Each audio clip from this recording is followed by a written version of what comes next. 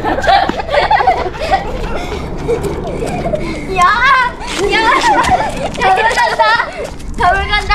잡으러 간다! 안녕하세요. 게으르지만 남들 하는 건 다 하고 싶은, 미루더라도 할 일은 대충 다 하고 사는 게으른 하고제비 레이지 진입니다. 영상이 너무 오랜만이죠? 마지막 영상 올린 게 3월이었나요? 4월이었나요? 이런저런 핑계들이 많지만 결론은 그동안 레이지 진 이름값 좀 했습니다. 하지만 마음은 늘 응가하고 뒤 안 닦은 것처럼, 밥 먹고 커피 안 먹은 것처럼 뭔가 찜찜하고 무거웠어요. 딱히 기다리는 이는 없겠지만 빨리 다음 스토리 올려야 하는데 하고 말이에요. 다행히도 요즘은 너무 좋은 컨디션을 되찾아 열정을 다시 끌어올려 이야기를 이어가고자 합니다. 오늘의 영상은 역시나 안 보셔도 되는 저희 집 앞마당 잡초 뽑기 영상입니다. 거의 1년 반을 내버려뒀더니 푸릇푸릇했던 정글길을 지나 누릿누릿한 황무지기에 다다랐네요. 저희가 이사 올 땐 집은 좀 오래되고 낡아도 앞마당 뒷마당이 잘 꾸며놓은 공원 마냥 예쁜 집이었는데 예전 주인 할머니 할아버지가 지금 와서 보시면 뒷목 잡으실 것 같아요. 제가 한동안 너무 우울하고 무기력할 때 오다 가다 잡초 한두 개를 뽑기 시작했는데 이게 은근 잡생각도 사라지게 하고 깔끔해지는 마당을 보니 새로운 의욕도 솟아나더라고요. 그래서 요즘은 집 안팎 가꾸기에 조금 더 신경을 쓰고 있습니다.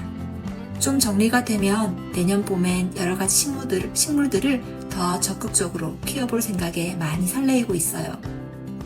이 설레임이 제발 오래가길 스스로에게 바라며 제가 어학연수를 왔다가 한국에 돌아가지 않고 미국에 정착하게 된 이야기 시작합니다.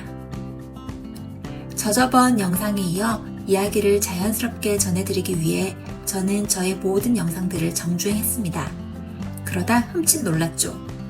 어떤 영상에선 한국 경력이 6년이라고 했다가 또 어떤 영상에선 8년이라고 했다가 보신 분들은 아마 이 여자가 허언증이 있나 하셨을 듯? 아니요, 그게 아니라 제가 날짜 관련된 숫자에 많이 약해서 그래요. 저는 30살 넘어가면서 제 나이도 오락가락하고요. 가족들 생일도 달력을 보지 않으면 기억이 잘 안 나고 결혼한 지 몇 년이 됐냐? 첫 애를 몇 살에 낳았냐? 이런 질문에도 손가락을 꼽아봐야 대충 결과가 나와요. 고쳐야지 하면서도 저의 뇌 속에선 크게 중요하게 생각하지 않는지 계속 잊어버리게 되네요. 생각해보니 저는 늘 그랬던 것 같아요. 똘망하고 야무진 스타일도 아니고 뚜렷하고 구체적인 계획으로 인생을 사는 사람도 아닌 어딘가 나사 하나 빠진 듯 말 그대로 설렁설렁한 사람. 제가 미국으로 어학연수를 올 때도 어쩜 그렇게도 크게 영어 회화 준비는 하나도 하지 않고 왔는지, 학교와 딱 한 달간 살 집만 덜렁 정해놓고 한 달에 얼마를 써야 내 통장이 버틸 수 있는지 계획도 없이 불안하지도 않았는지 참 대책이 없었네요. 저는 6개월간의 어학연수 기간이 끝나면 상황을 보고 몇 달 더 머무르다가 1년쯤 후엔 한국으로 돌아갈 계획으로 비행기표도 이미 끊어온 상태였고 돌아가면 재취업은 당연한 거였기 때문에 정해진 기간 안에서는 정말 많이 쉬었다 가고 싶었어요. 내 인생에 미국에 언제 다시 오겠어 하며 정말 진심을 다해 미국을 즐겼던 것 같아요. 처음 몇 개월 동안은 어학원에서 만난 대만 친구들과 짝짝꿍이 맞아 정말 신나게 여행을 많이 다녔어요. 그땐 서로서로가 영어도 거의 옹알이 수준이었는데 늘 배꼽 빠지게 웃으며 또 가끔은 속 깊은 이야기도 나눈 걸 생각하면 마음이 통하면 언어는 크게 필요 없나 봅니다. 가 아니라 돈 안 벌고 쓰면서 놀기만 하면 그냥 그렇게 말이 안 통해도 매일이 그저 즐거울 수밖에 없지 않았을까 싶습니다. 그리고 저는 그 즈음 구글로 샌디에고 한인교회를 찾아보고 제일 마음이 가는 곳을 제 발로 찾아가 보게 됩니다. 궁금하더라고요. 하나님이 어떤 분이시길래 다들 하나님 하는지, 교회에선 어떤 이야기들을 하는지, 기도하면 진짜 이루어지는지. 새로운 곳에 왔으니 궁금증을 풀어보고 싶었어요. 물론 미국 생활하면서 도움을 좀 받을 수 있지 않을까 하는 간사한 마음도 있었고요. 노는 틈틈이 한국에서 미리 서류 준비를 끝낸 NCLEX, 미국 간호사 면허 시험 공부도 하고 있었어요. 한국으로 돌아가면 거지 깽깽이가 되어 일개미가 되어야 하기에 괌이나 일본으로 시험을 치러 다시 나가야 하는 건 현실적으로 힘들 것 같아 미국 온 김에 시험은 치고 가고 싶었어요. 제가 말했죠. 게으르고 미루지만 할 건 나름 다 한다고요. 그렇게 열심히 노는 와중에도 교회와 NCLEX 공부 두 가지 이벤트가 더해져 제 인생의 가장 중요한 인연을 만납니다. 교회에서 만난 동갑내기 친구 2명과 함께 매일 모여 각자 공부를 시작하게 되는데 그중 한 명이 저의 전 남친이 되었어요. 둘 다 서로의 첫인상은 별로였는데 될 인연은 어떻게든 되는 건가 봅니다. 그 당시 남친은 한국에서 제대 후 대학 복학 전에 미국에서 공부하는 친구 집에 놀러 왔다가 다시 영어 공부를 시작해서 대학교를 다니며 취업을 하기 위해 열심히 준비하고 있던 유학생이었어요. 놀면서 연애하면서 틈틈이만 공부하다 미국 간호사 면허 시험에 한번 똑 떨어져 두 번째 시험을 앞두고 발등에 불 붙었던 저였기에 우리의 데이트는 늘 공부하기 위해 모였던 카페나 남친 학교 도서관이었어요. 저는 기억이 잘 나지 않아요. 그 즈음부터였는지 아님 그 후 언제 어떤 계기가 있어 미국에서 살아보자 결심을 하게 된 건지.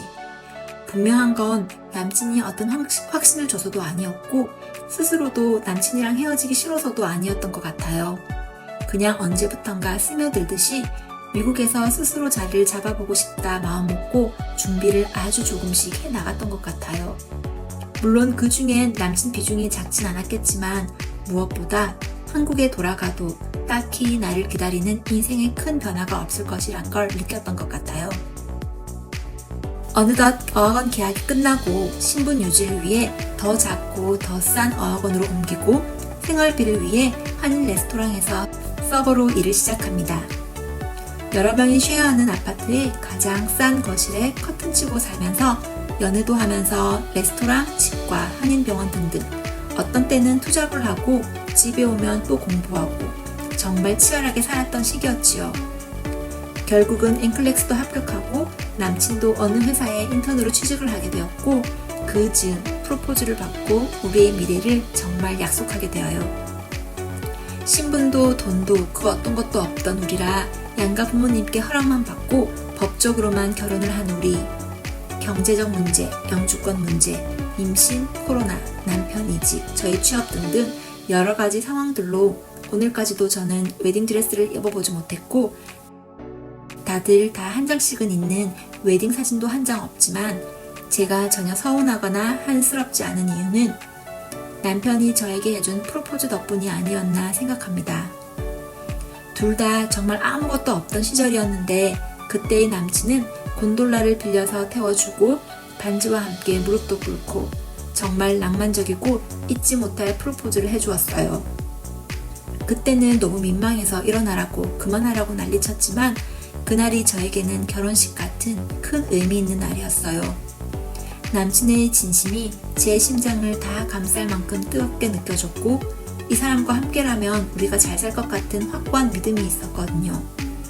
그날부터 지금까지 한결같은 믿음과 사랑을 주는 고마움과 감동을 생각하면 우리 남편한테 진짜 잘해줘야 하는데 그게 참... 네, 그렇습니다. 그리고 결혼과 동시에 우리에겐 곧 예쁜 아가가 찾아옵니다. 여기에선 미처 다 담지 못하는 저의 수많은 고난과 눈물의 시간을 잘 버텨내고 오늘의 제가 있는 것은 저에게는 단단한 계획이 없었지만 저에 대한 그분의 세세한 계획이 있었기 때문이라고 저는 고백할 수밖에 없습니다. 계획이 없었는데 있었습니다. 다음 이야기는 미국살이에서 제일 중요한 신분 이야기와 캘리포니아 간호사로 첫 발을 내딛게 된 이야기로 게으르지 않게 다시 찾아올게요.